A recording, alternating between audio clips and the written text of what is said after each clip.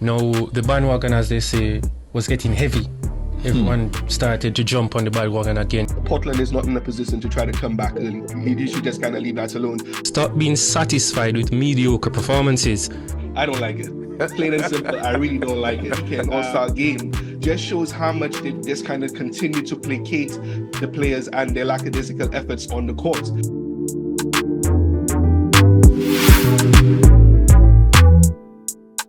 You really sparked my interest, and I'm sure that of many others. Alister, Albert, thank you very much. Hello and welcome to episode 2 of Baseline to Baseline with Alister and Orane. I am Alister Albert, and of course, you know, there's a missing participant here. Orane Buchanan, my co-host, is not available with us tonight, unfortunately, because, of course, he's from Jamaica, and anyone who knows what happened recently in Jamaica, there's been a devastating hurricane that's ravaged the island, and of course, Orane has quite a lot of things to deal with that, obviously. And I also, as a news broadcaster and a reporter, presenter, you know, he's going across the island, getting, you know, his reports and reporting on everything, you know, around the island as a roving reporter. So today, unfortunately, we don't have Orane with us, but, you know, our hearts and minds and spirits are with him and everyone in Jamaica, because I think, as you might have seen over the past couple of days, you know, it's been absolute devastation in the country. And, you know, we all have, you know, our hearts out to them and hoping for the best.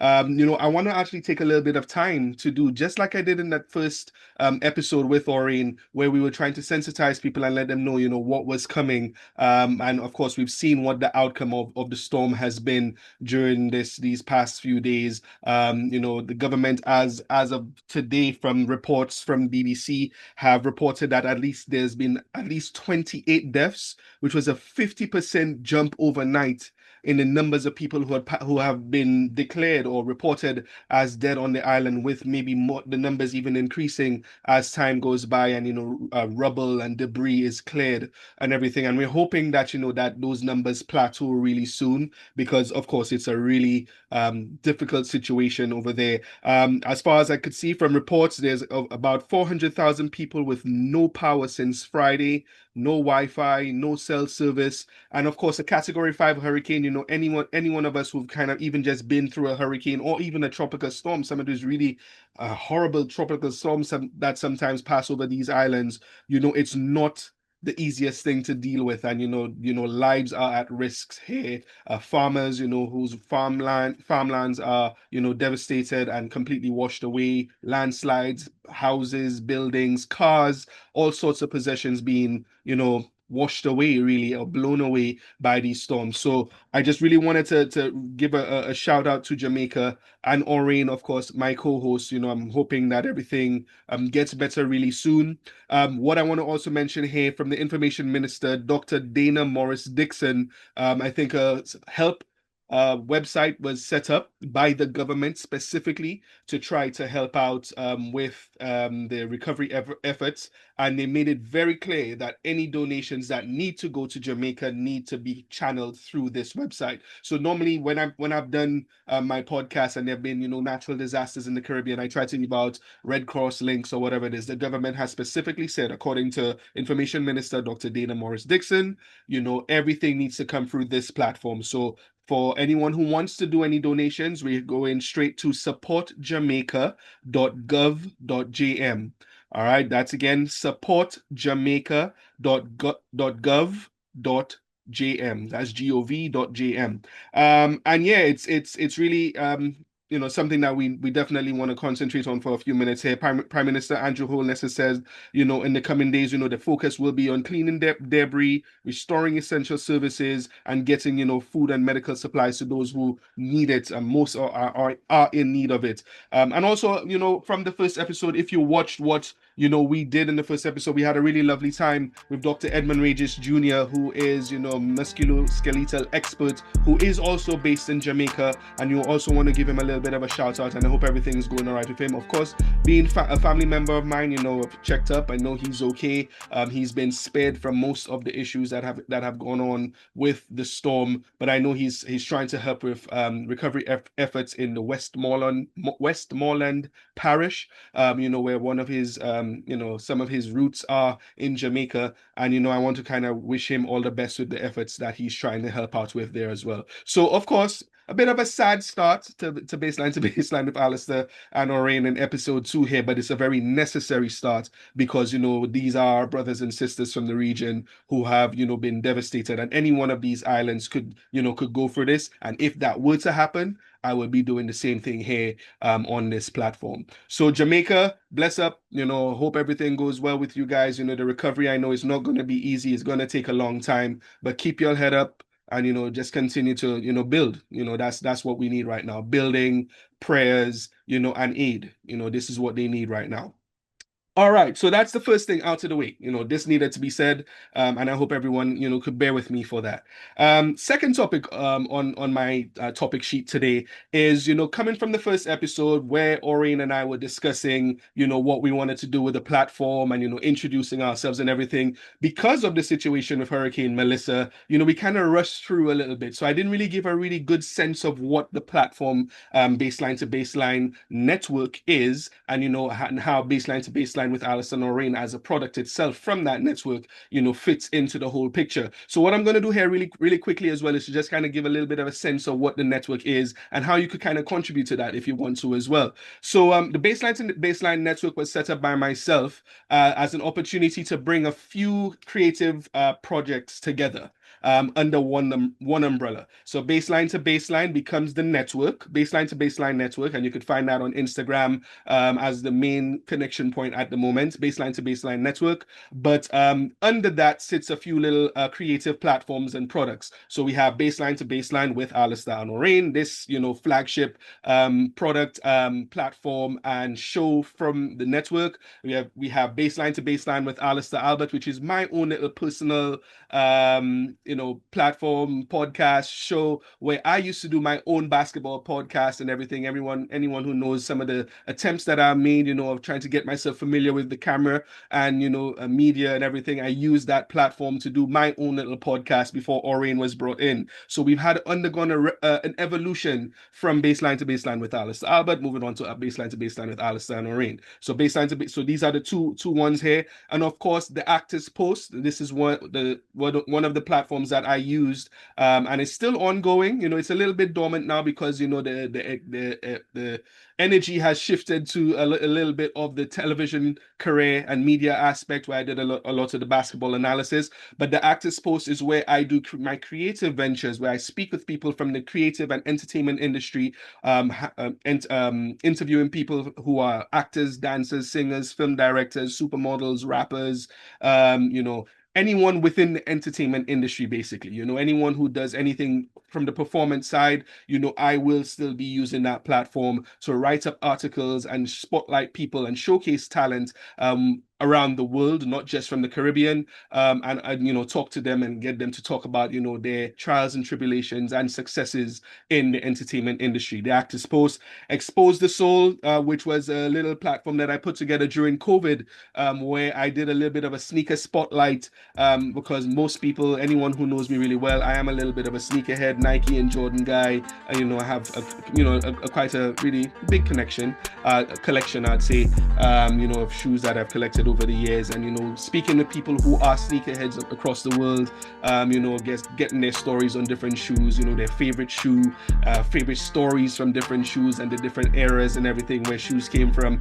and anything that sits behind that. So these 4 ventures are now sitting under the umbrella of Baseline to Baseline Network, with the opportunities to put out different things and creative content as we go along through the months and the years to come, because this is where I think my career definitely lies. I would like to continue to do things creatively, interview people, talk to people, do some more acting, and do some more of this basketball analysis with Orane and others. And of course, the last thing, we are looking for partnerships. And we are leaving the umbrella open to maybe have people come in onto the network with different podcasts. So maybe there might be baseline to baseline with China in China. Maybe there might be someone from the Chinese, diaspora who might want to set up an NBA podcast and wants to jump in and do something with the baseline to baseline network. That is there and open. But of course, as I try to do this and build it from the ground up, any sort of support, sponsorship, or anything, anyone who wants to do that, please do contact us directly. You could do that on the email address baseline to baseline network at gmail.com. And we could have a discussion. We could kind of put a partnership together. And of course, creatively, if anyone out there, volunteers or anything, who wants to help out what the product is and do some social media marketing with us voluntarily, or try to help us with editing and that sort of stuff, we'd love that, because I think it's all about trying to create a little team and a little partnership here where we can make this grow and be a voice for the Caribbean, and a voice for creatives and voice for talent across the region. So this is what I'm going to say for the first two things of this first episode. I'm probably going to make this a very slick, very quick episode, because Orane is not here with me today. But of course, I have a lot of basketball topics coming to you in a few minutes. I'm going to take a first break here right now to just regather the topic sheet and kind of get you into some of the topics that we have coming into the second week, I think, of the NBA right now, and some of the amazing things that have happened that we need to keep an eye on moving forward. So stay tuned. Baseline to baseline with Alister on Orane, coming at you just back in a few minutes.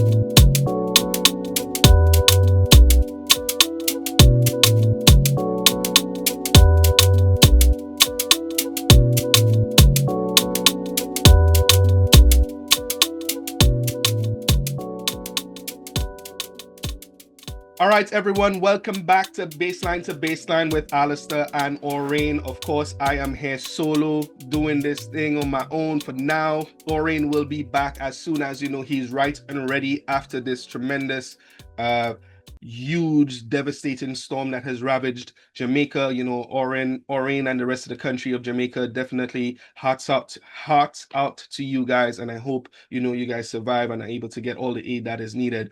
So I'm just going to continue flying solo for now until Orane gets back. The show must go on. Of course, I have, in the last segment here, I spoke a little bit about Baseline to Baseline Network and me having a previous podcast, Baseline to Baseline with Alister Albert. I did this previously as an individual and solo, so I am comfortable talking to the camera alone, but wish Orane was here and having people to talk to. But it's okay. We're going to do this just for now.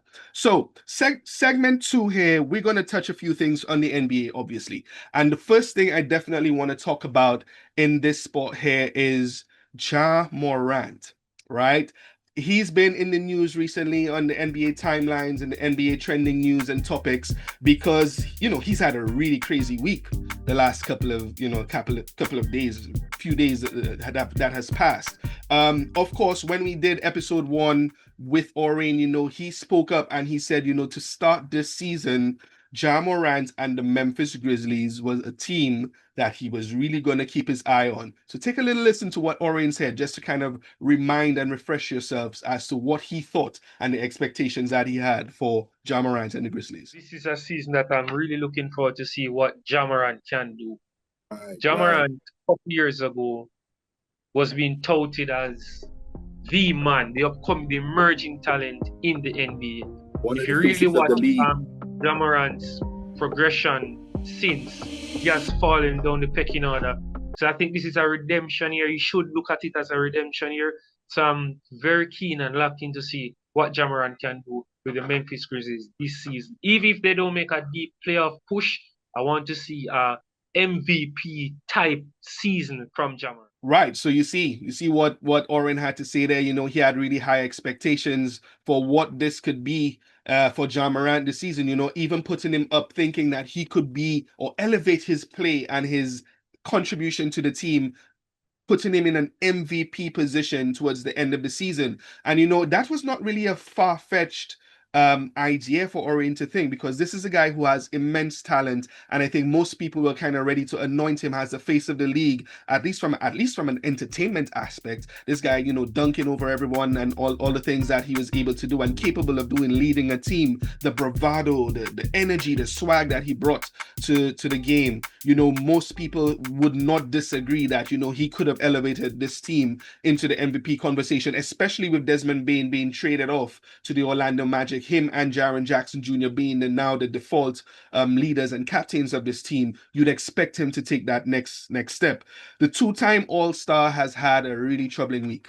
All right, so first off, he ended up in an online spat with Kendrick Perkins. Kendrick Perkins, I think, was out there trying to say that people need to give him credit for, you know, the shine and the notoriety and the popularity of the Memphis Grizzlies and Ja Morant, because, you know, he mentioned them and kind of put people on game, you know, to, so to speak, to use a phrase, about the Memphis Grizzlies, and that they were the up and coming team that he was really supportive of. And of course, he did that in the media, and I think most people who watch Get Up, who watch First Take, watch him anyway on NBA Countdown, you know, he was very vocal about what he thought the Memphis Grizzlies could be, you know, those seasons past and the ones to come, if Ja Morant stayed healthy and led that team as you would expect.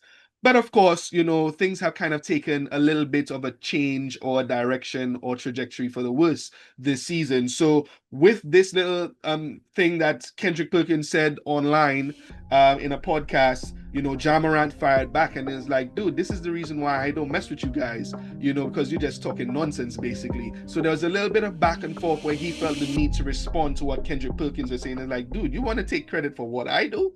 And like, I'm the one on the court, you know, providing all the highlight dunks and doing everything. So Ja was not, you know, taking too kindly to that, no matter, you know, the level of respect that Kendrick Perkins wanted to give him, but wanted to take too much credit. And of course, a lot of people came out and said, Kendrick, dude, you're wrong for that. You know, why would you be talking about messing with a dude who could be like your kid, basically? I'm not sure what the age gap is there. This is just me speculating. But someone who is that much younger of you, you shouldn't be like talking like they would be within your circle anyway. You know, you're an unk in the game, as a young boy say right now. You're one of the older generation, retired. You shouldn't really be messing with guys of that younger age, apart from talking about them on screen. So there was this little online spat that went on. I think a lot of people came up to Ja Morant's defense in that, and that went on. That came, that went. People said Kendrick was wrong, and that was that. And then we came up to last week Friday, where the Grizzlies played the Los Angeles Lakers, and Austin Reeves went crazy, and most people thought that, you know, Ja Morant would probably step up and play really big and lead his team to a win. But there was a 117-112 loss to the Los Angeles Lakers. Luka Doncic playing there had 44 points, 12 rebounds, 6 assists, and Austin Reeves, you know, coming off a magnificent week where he's just put up some great numbers, a 50-point game, a 40-point game and everything as well. You know, put up 21, 4, and 4 in that game, where Ja Morant himself had a very lackluster 8 points, 1 rebound, 7 assists on 3 of 14 shooting in that game. The loss is not what created the issue or made waves in the media. What has kind of surfaced is Ja Morant's leadership and what people have explained to be a lack of engagement from the young star. I think there are a few clips that have gone around and few pictures where Ja Morant has been seen in a huddle where he's kind of totally away from the team and not really engaging with what's really going on. On the court, Blake Griffin on Amazon Prime's new broadcast, where him, Udonis Haslam, Dirk Nowitzki, comment about the game. Blake Griffin was really adamant about how, and very, very vocal about what he thought, the lack of leadership shown and the lack of effort, the lackadaisical effort that Ja was putting on the court that evening. He said that's not it. You don't need that from your superstar who's not engaged, not really going out there and trying to defend, not trying to engage with your passes, backdoor cuts and that sort of stuff. So Blake Griffin, on the broadcast, highlighted that, and that of course then continued as the week moved on. Coming after the game, there were some reports that there was a little bit of an issue with Ja Morant and his new coach, Thomas Isalo. Sorry, I can't pronounce his name just yet. He's a new rookie coach, guy from Europe. And, I think his new coach, of course, Taylor Jenkins was fired last year. And this new coach challenged Ja Morant as the leader, challenged his leadership and demanding more effort from him on the court. But Ja Morant didn't take too kindly to that. And apparently there was a little bit of a back and forth where the Grizzlies team executive themselves thought it was conduct detrimental to the team in terms of the response that Ja Morant gave to his coach during that locker room incident, and also his lack of engagement on the court. So this is a situation now where the Grizzlies have suspended Ja Morant for one game, and that leads to more problems. Ja Morant now is becoming synonymous with issues and problems and being a liability in terms of not being available, whether it be due to suspensions or injury. Of course, he had the little incidents with the guns in the club and on Instagram and all that sort of stuff, being suspended 33 games for that at one point. Injuries last season, I think he played only 9 games or whatever it is. Was it last season or the season before? I put that up to correct myself there. And of course, to start this season, we have this lackluster, seemingly effort from Ja Morant. And the numbers seem to bear this out as well. Kevin O'Connor, one of the analysts, data analysts, stats analysts of the NBA, had a really interesting tweet where he put up this image right here you could see on screen, where he showed the declining efficiency of Ja Morant going towards the rim, finishing at the rim. Over the last few years, since 2020, since he's been in the league. And he's gone from 49% at the rim, where he's attacking the rim and really finishing with, authority and efficiency. And he's down to 28% this season. And this is a trend that is happening across most of the major categories for the All-Star. So we have his points are down since, his sophomore season, the second season in the league. His rebound numbers are down since his third season. His assists are down since his rookie season. His free throw attempts are down since his second season, and that is a telltale sign, a telltale stat of effort. This is someone who's not trying to get to the rim. This is someone who's not being aggressive. His free throw attempts are down since his second season in the league. And of course, we know Ja is coming back from injury into the season. He's probably pacing himself and everything, but there's an effort correlation here that's not matching up. And if I were on a Sportsmax broadcast, this is something that I would have brought up on any broadcast where I'm doing analysis, as I am here right now on Baseline to Baseline with Alister and Orane.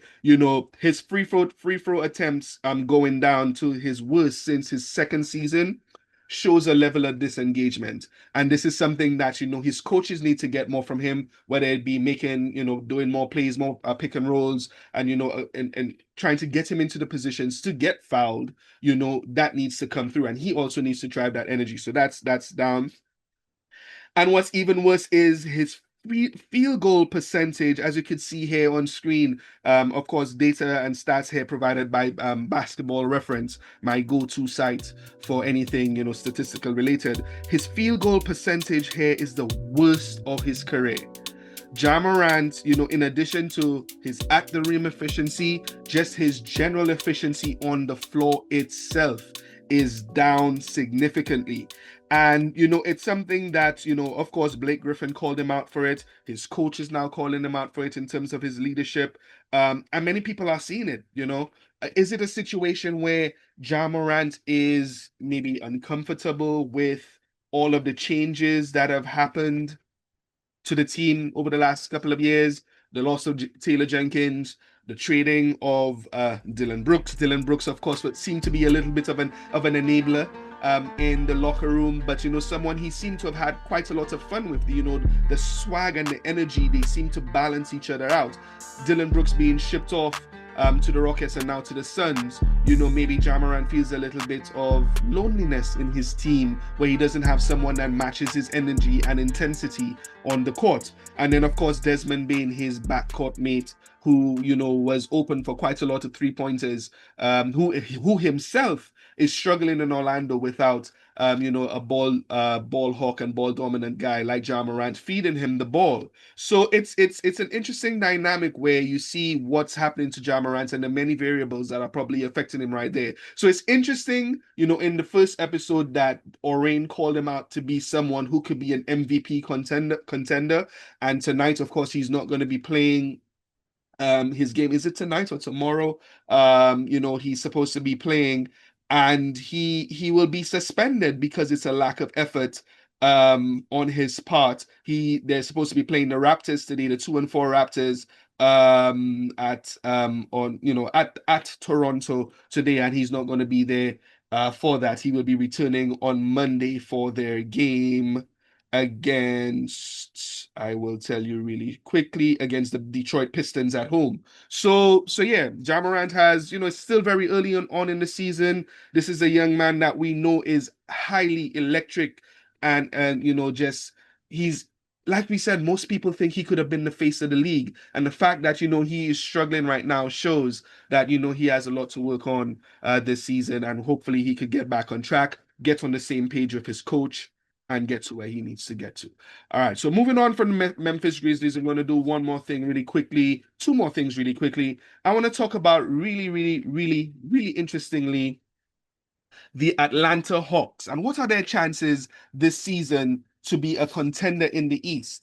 And, I have a couple of friends, of course, all of us have our WhatsApp groups and conversations and everything. And I had a buddy of mine, in one of my groups who said, he actually penciled in at the start of the season, his prediction is the Atlanta Hawks could make it to the Eastern Conference Finals.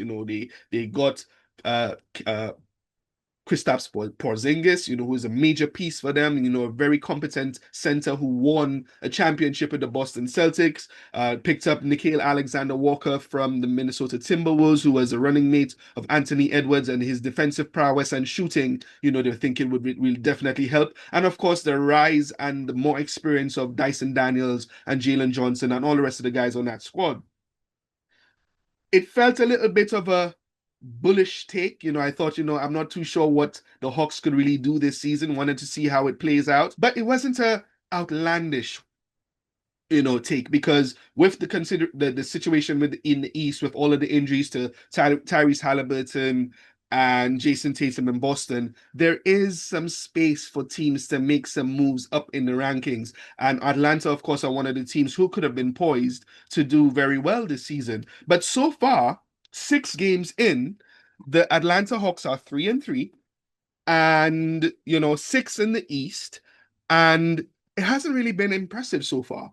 Trae Young, the star of the team, is in a situation where now he didn't get a contract extension over the summer. He's playing out the end of this season to see what's going to happen, and who knows where he's going to end up. But the last couple of weeks, it kind of felt like leading into the season, there was this tenor and this sort of feeling that Trae Young could probably be on the move. This is a guy who's played his whole career in Atlanta, has brought them to the playoffs, became the villain in New York, taking the bow after he eliminated them and everything. And he's now feels like he's underachieving. Of course, there was a very public online spat as well with Patrick Beverley, who called out Trae Young and said, people don't want to play with him, or he's not good enough to lead a team.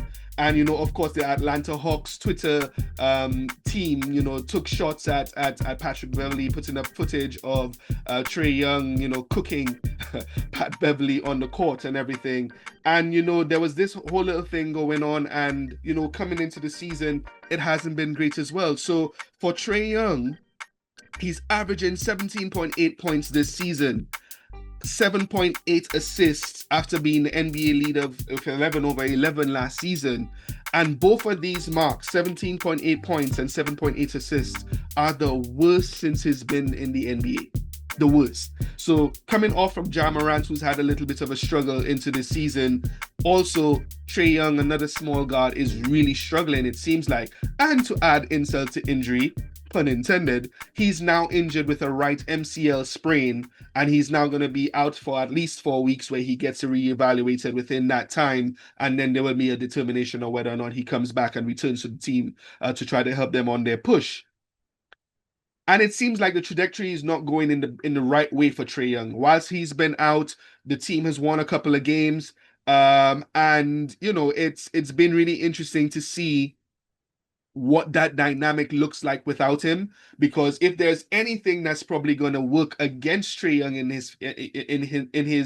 his situation right now, is the team actually goes on and progresses without him, winning games at a sustainable rate, winning more games than they lose games, and being not just average but actually taking a bit of a step up with playmaking that doesn't really consist of just 3-point shots and everything. If we look at the stats again, coming on to Basketball Reference here, the Atlanta Hawks are in a worse position in quite a lot of categories. They are below average in the league in quite a lot of statistical categories.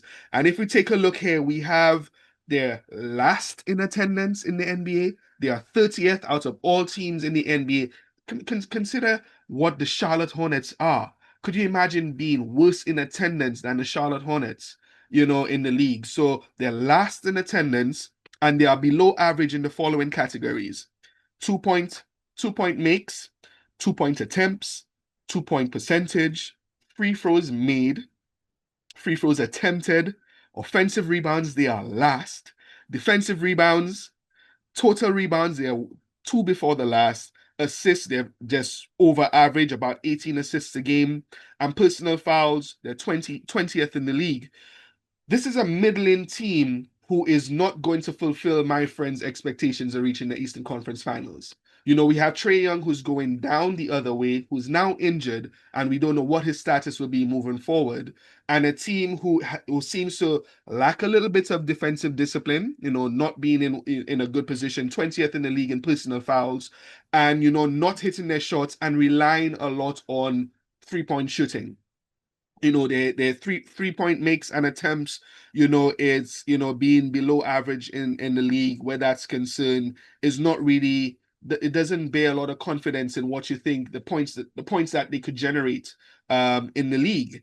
And what that means is, again, similar conversation that we had with Ja Morant and his decline in numbers where that is concerned. It shows that the team is not being as aggressive going to the rim. Of course, you lost a guy like Clint Capella, who got quite a lot of lobs at the rim.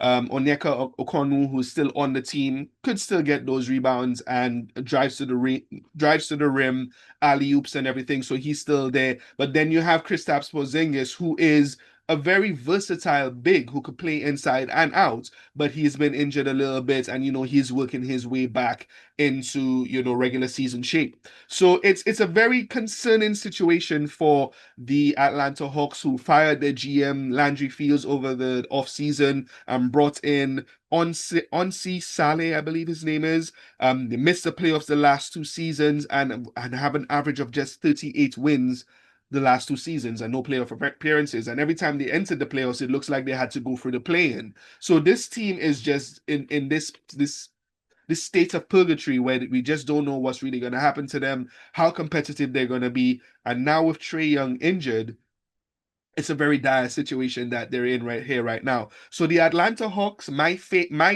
answer to that question in terms of what are their chances in the East, unless there's a dramatic shift in how aggressively they play, Trae Young's health, they you can't even say like they will move away from the reliance on 3-point shooting because that is what their team is.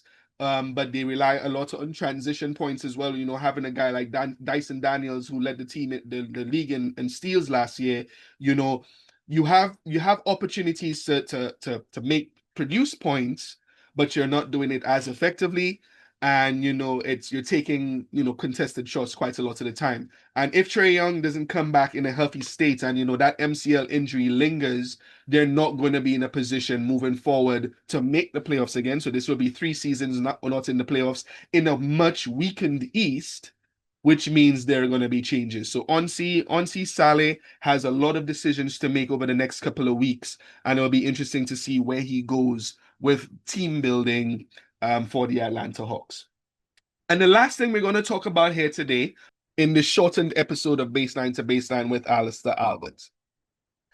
I am going to Baseline to Baseline with Alister and Orane. Excuse me, I'm used to saying Alister Albert. Of course, this is still really new. And Orane, we're looking to forward to having him back here on screen with me, talking through things and building that on-screen chemistry, which we were able to start to build on last episode. I'm really looking forward to having him on, and a really lovely guest that we're going to have on. So stay tuned for that. And I'm not going to say who it is just yet, but a guest who I think is going to bring another level of expertise, just as we saw with Dr. Edmund Regis Jr. last time out. We're going to bring in another expert to talk about another discipline which links really well to sports. And I think you guys are going to love this as well. But the last topic here for today in episode 2 is the Celtics center position. And why would I want to talk about that, if you may ask? Because there's an individual on that squad who, for St. Lucian, many of us would be very interested. St. Lucian center Chris Boucher, who came over in the offseason from the Toronto Raptors, and I thought he would have been a really great fit for the Celtics after moving away from Al Horford and moving away from Kristaps Porzingis. Of course, the team decided to take a turn away from these guys as they tried to maintain some sort of financial flexibility, with Jason Tatum being out for most of the season, and then try to rebuild, their championship core and rotational pieces around that. Chris Boucher being signed by the Celtics, I thought was an amazing situation for him. He's entering a team that has championship pedigree, plays very fast-paced, launches quite a lot of threes, and he would be filling in a spot of a guy who I think he's a perfect proxy for, a perfect approximation of. Kristaps Porzingis, of course, leaving to go to the Atlanta Hawks. Of course, Chris Boucher is 6'9", not 7'2", but he's a guy who has a skill set very similar to Kristaps Porzingis. Maybe not as good back to the basket a player, but someone who could block shots, rebound, shoot the three, and be active, on that team. Chris Boucher in 6 games so far, 9 years in the league, in a Celtics uniform. Well, he's played 5 games so far, has played 11.2 minutes, has 2 points, 1.8 rebounds, and 0.4 assists. Not shooting the ball too great as well from beyond. And to me, that's really disappointing. Really, really disappointing, because I thought, as we try to spotlight Caribbean talent on this platform, I was really looking forward to talking about not just Jamal Murray from Jamaica, Shai Gilgeous-Alexander, who has Antigua and Barbuda roots, DeAndre Ayton with the Lakers, Buddy Hield with the Bahamas.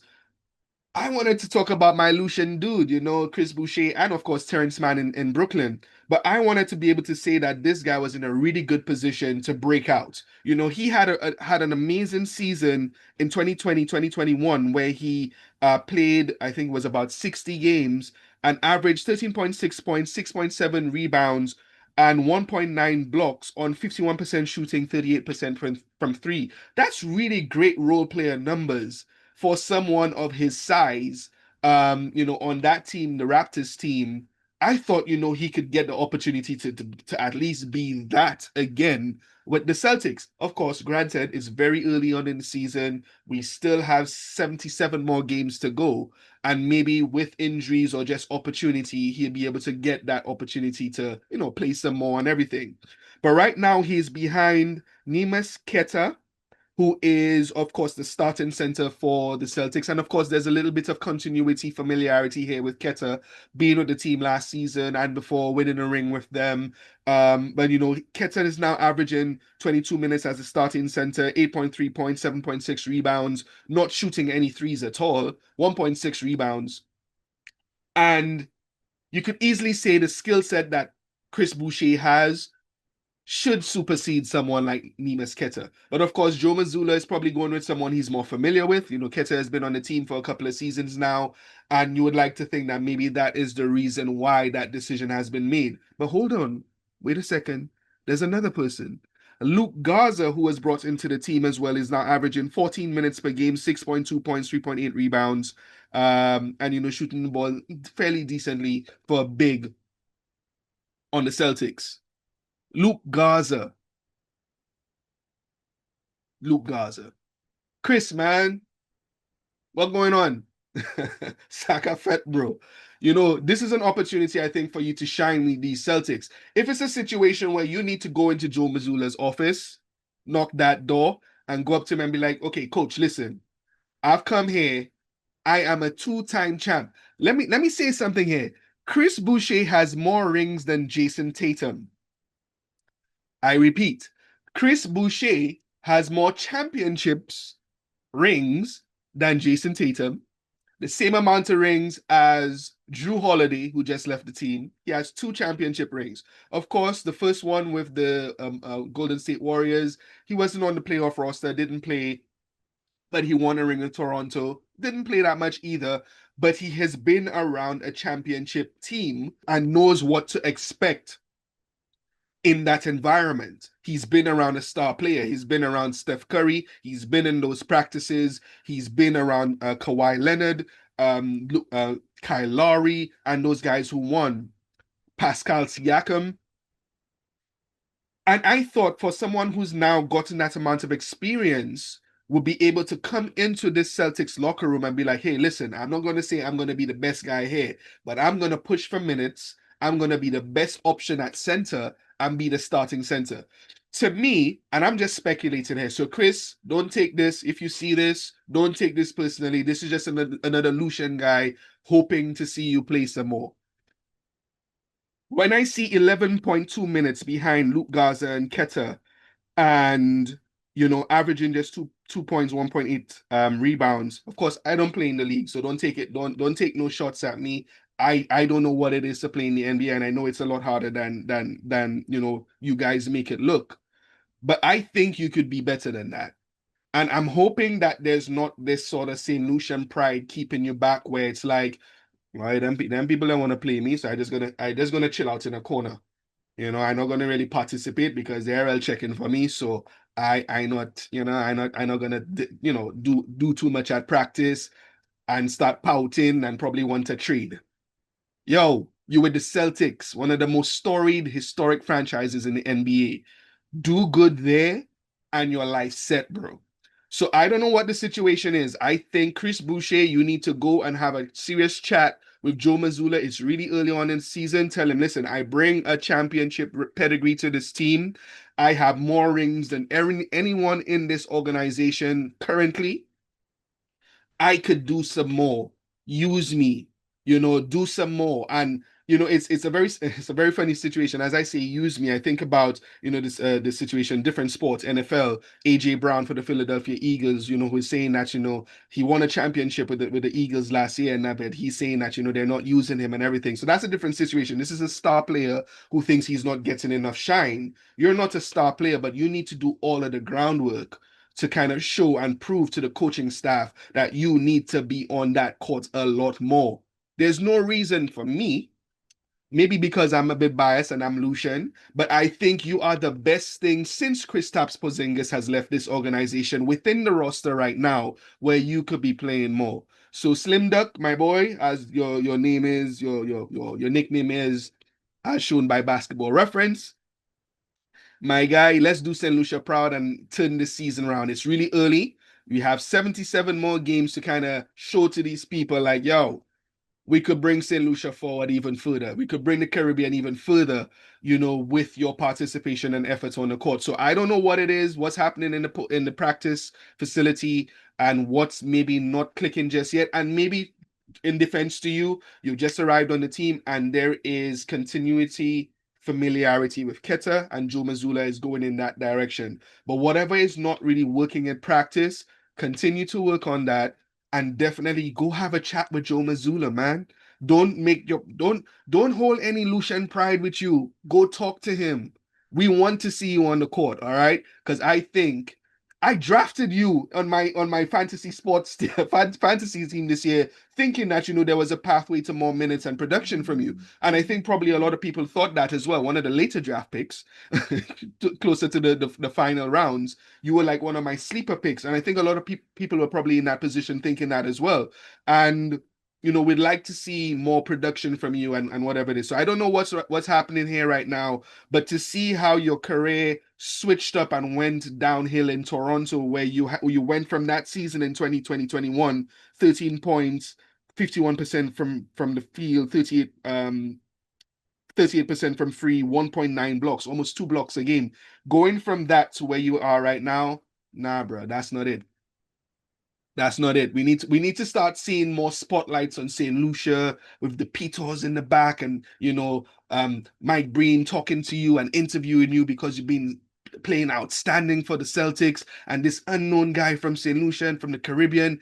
We want to put you in that spotlight. So for me, this is how I'm going to end off this episode, pleading to Chris Boucher to go out, have a chat with Joe Mazzulla, and get some more runs so we could start spotlighting you more on here, not for negative reasons or to try to give motivation, but to say that, hey, my boy stepped up, my Lucian guy stepped up, and that's the hope. So this is where I'm going to end off Baseline to Baseline with Alister and Orane, this second episode. Orane hopefully will be back on the next episode 3. I'm just keeping my fingers crossed everything, kind of progresses smoothly over the next couple of days in Jamaica. The internet situation, I know there's quite a lot of people without the internet over there.